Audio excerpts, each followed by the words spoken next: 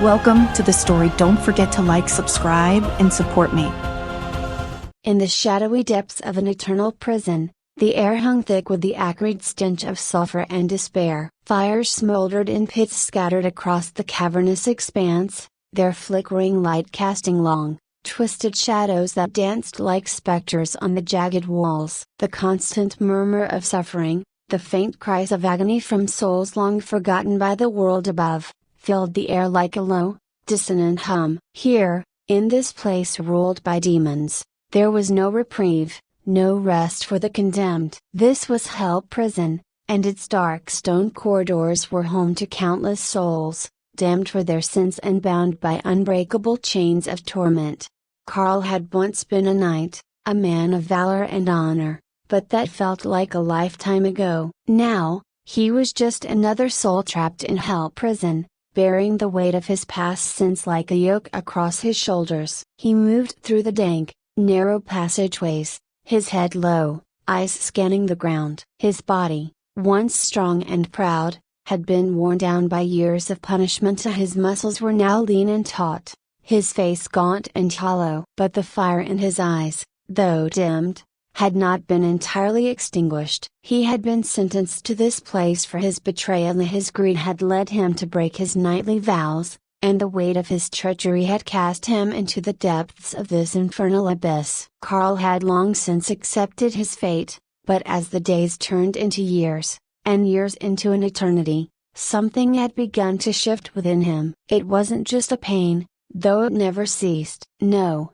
it was something more, a flicker of hope, perhaps, or a desire to reclaim the honor he had so carelessly discarded. His cell, like all the others, was a rough-hewn cavern dug into the cold stone walls. There were no doors, only the watchful eyes of the demon wardens that ensured no prisoner could escape. The demons, massive creatures with leathery wings and horns that curled like ram's horns, stalked the corridors, their whips cracking against the flesh of the damned. They took pleasure in their work, feeding off the fear and suffering of the prisoners, and their laughter echoed through the halls like a cruel symphony. Carl hated them. He had learned to hate a long time ago, but here in Hell Prison, that hatred had grown like a seed, rooting itself deep in his heart. He had seen men break under the strain of the torture. Yes, strong men, good men, but Carl had clung to his anger. It kept him alive, kept him from succumbing to the madness that claimed so many others. It was on one such day, when Carl had been drifting through the monotony of his existence, that he noticed something different. As he walked the corridors of the prison, he caught a glimpse of movement in the shadows, so furtive, quick, like a whisper on the wind. At first, he thought it was his imagination playing tricks on him, but then he saw it again. A figure darting between the jagged rocks, moving with purpose. Curiosity stirred in his chest, and Carl adjusted his course, following the fleeting figure deeper into the prison. The corridors grew narrower,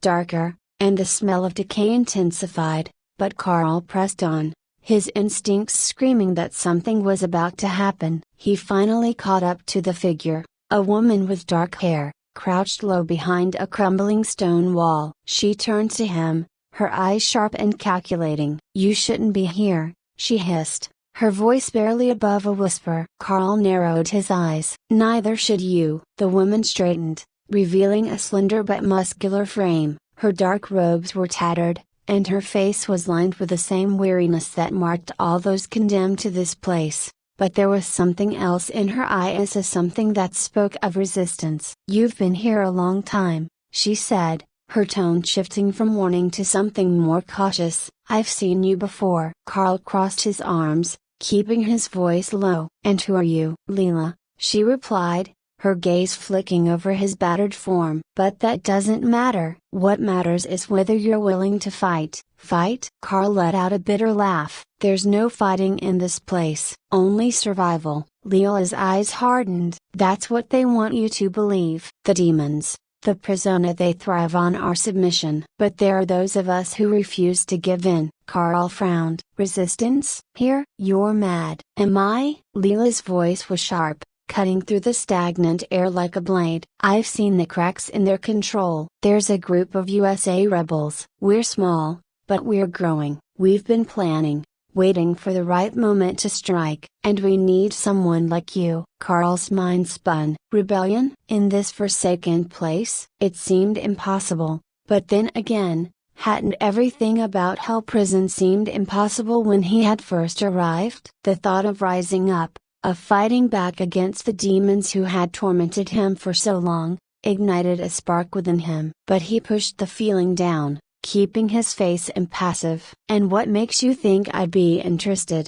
he asked, his voice flat. Leela stepped closer, her gaze intense. "Because you're not like the others. You still have fight left in you. I can see it." Carl looked away, his jaw clenched. "I'm not a hero. I'm just a man trying to survive." "We don't need heroes," Leela said softly. "We need fighters." Carl's heart pounded in his chest as he considered her words. Could it really be possible? Could they actually overthrow the demons and escape this place? He had lived in Hell Prison for so long that he had almost forgotten what hope felt like, but now, standing here in the dim light, he could feel it stirring once more.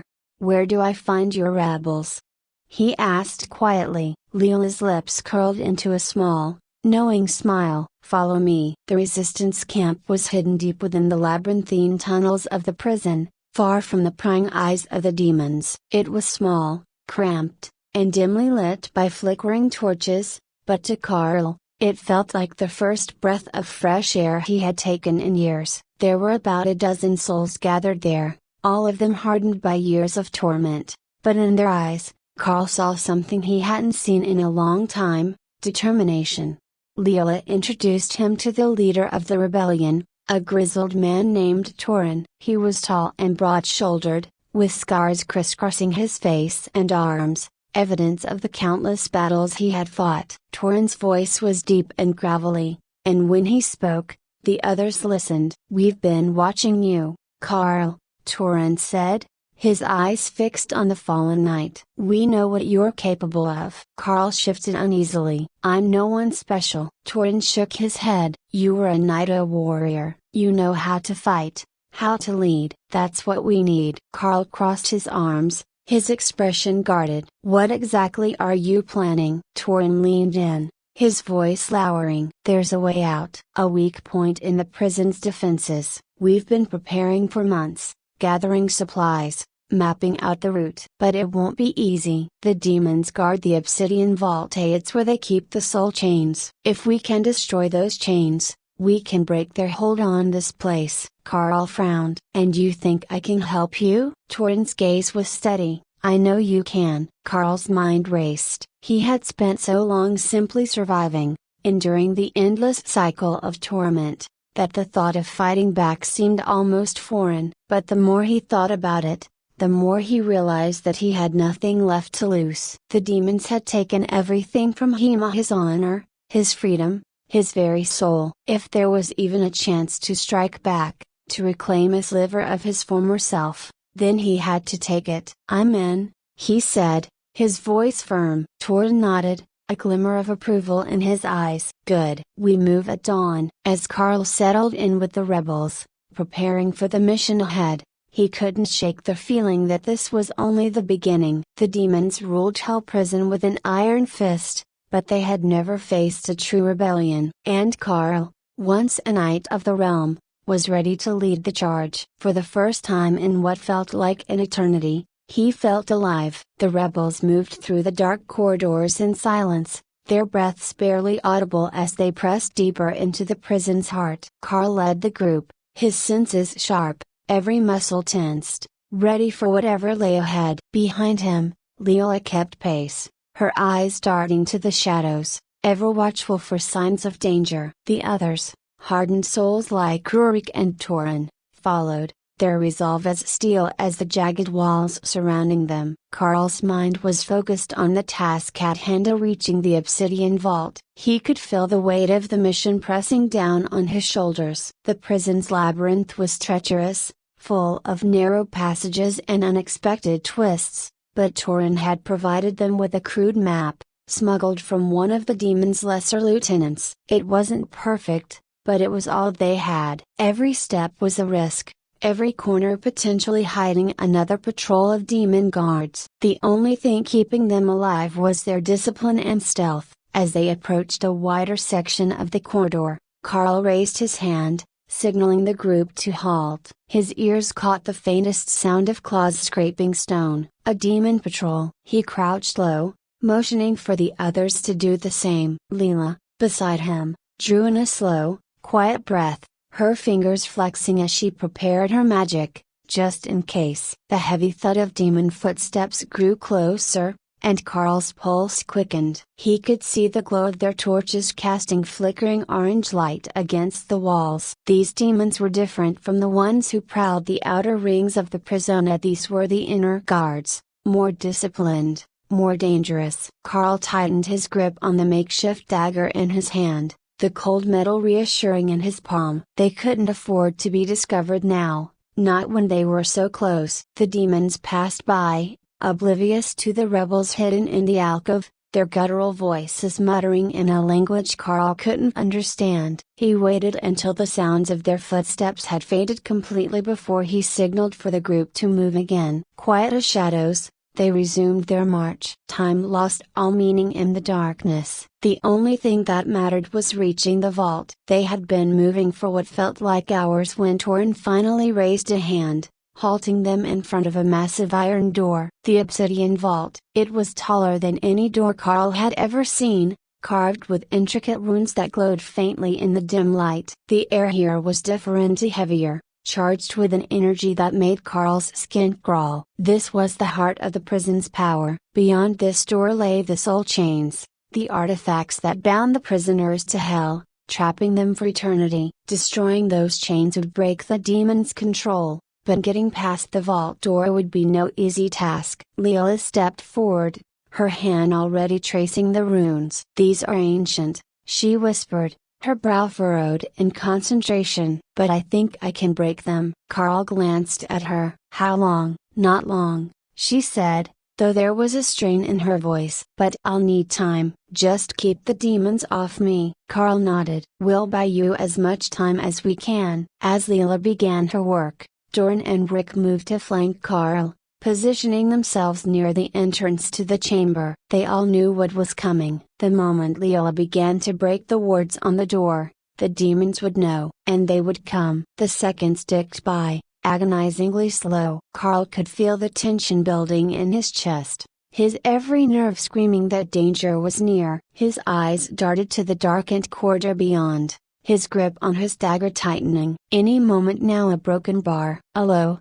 ominous rumble echoed through the chamber. The runes on the door flared, their light brightening as Leela's magic took hold. She gritted her teeth, sweat beading on her forehead as she concentrated, her hands moving in complex patterns over the stone. And then, as if summoned by the very act of rebellion, the first demon appeared. It stepped out of the shadows, its massive frame blocking the entire width of the corridor. Its skin was black as pitch, its eyes burning with molten fire. Behind it, more demons followed, their growls reverberating through the stone walls like a rolling thunderstorm. They had come to stop the rebels, to crush their hope before it could take root. Carl didn't hesitate. With a battle cry that echoed through the vault, he lunged forward, his dagger aimed at the first demon's throat. The creature snarled, swinging a massive clawed hand at him, but Carl ducked under the blow, driving his blade into the demon's exposed side. Black blood spilled onto the stone floor,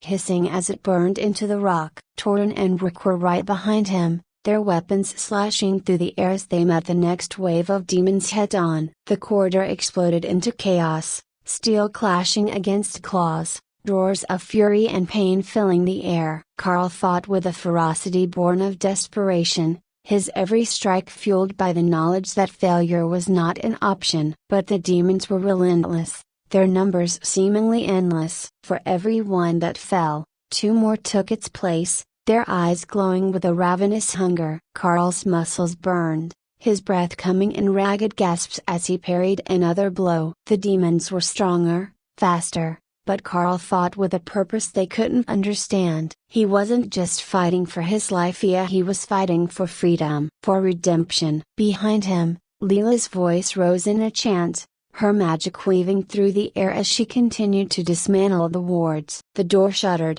the runes flickering as her spell took hold. But the demons could sense it too. They knew their time was running out. A particularly large demon surged toward Leela, its eyes fixed on her with murderous intent. Carl's heart lurched in his chest. She wouldn't survive a direct hit. Without thinking, Carl threw himself in the demon's path, his dagger flashing as he struck. The blade found its mark, plunging deep into the demon's neck, but not before the creature's claws raked across Carl's chest. Pain exploded in his body, but he gritted his teeth and drove the dagger in deeper, twisting until the demon collapsed, lifeless, at his feet.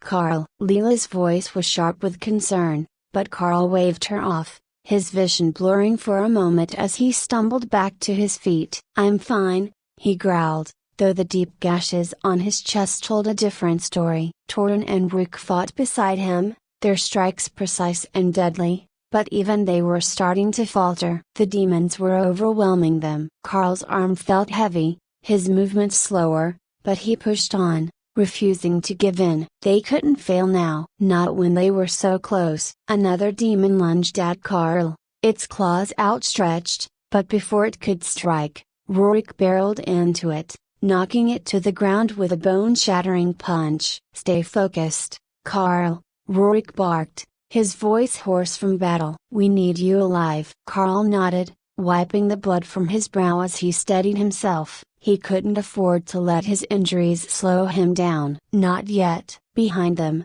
the door shuttered one final time, and then, with a deafening crack, the wards broke. The massive iron door swung open with a groan, revealing the obsidian vault beyond. The soul chains hung from the walls like cursed relics, their dark energy pulsating in the air. Leela stumbled back from the door, her face pale but triumphant. "It's open." Carl didn't waste a second. "Go. Destroy the chains." The rebels surged into the vault, but the demons, sensing their impending defeat, roared in fury. They threw themselves at the rebels with reckless abandon, their claws slashing wildly as they fought to stop them from reaching the chains. The air was thick with the sounds of battle, the clash of steel and the roars of demons echoing off the stone walls. Carl fought with everything he had left, his every movement fueled by the thought of freedom, of breaking the chains that bound them to this hellish place. He could feel his strength waning, the pain in his chest nearly unbearable,